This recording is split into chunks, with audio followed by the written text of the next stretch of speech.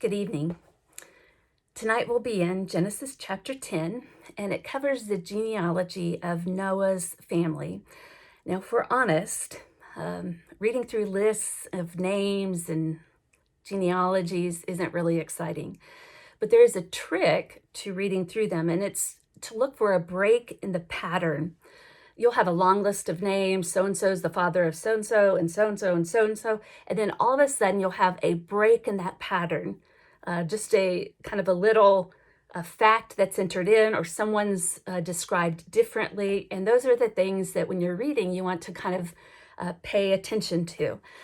I'll point a couple out, but mainly we'll try to get through the list of names this evening. Genesis chapter 10. These are the generations of the sons of Noah, Shem, Ham, and Japheth. Sons were born to them after the flood. The sons of Japheth, Gomer, Magog, Madai, Javan, Tubal, Meshech, and Tiras. The sons of Gomer, Ashkenaz, Riphath, and Togarmah. The sons of Javan, Elisha, Tarshish, Kittim, and Dodanim. From these the coastal peoples spread. These are the sons of Japheth in their lands, each with his own language, by their families in their nations. And so Japheth, I just want to point out, represents the peoples who would be established in Asia Minor and to the north. In verse 6, the sons of Ham, Cush, Egypt, Put, and Canaan. The sons of Cush, Seba, Havilah, Sabta, Ra'amah, and Sabteka. The sons of Ra'amah, Sheba, and Dedan. Cush became the father of Nimrod. He was the first on earth to be a mighty man. He was a mighty hunter before the Lord. Therefore it is said, like Nimrod, a mighty hunter before the Lord. Now, again, that's one of those phrases that doesn't fit the pattern. It sticks out.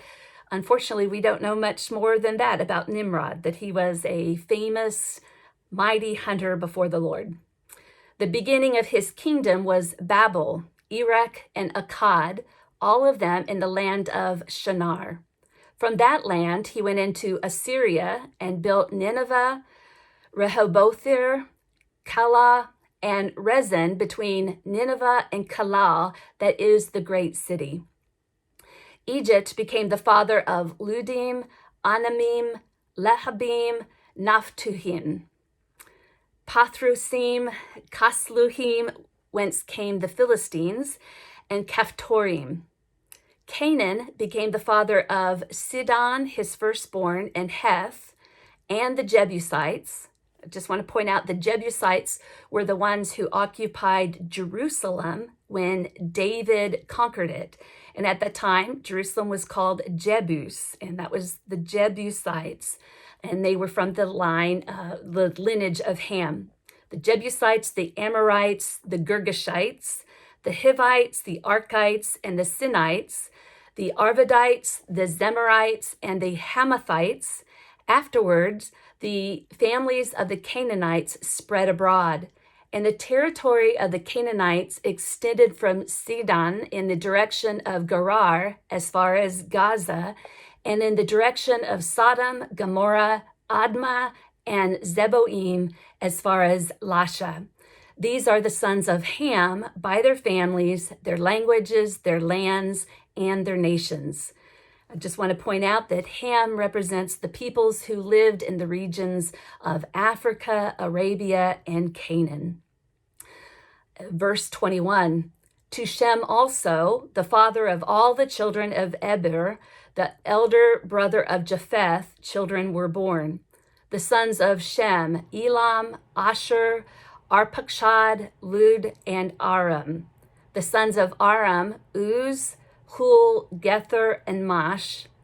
Arpachshad became the father of Shelah, and Shelah became the father of Eber.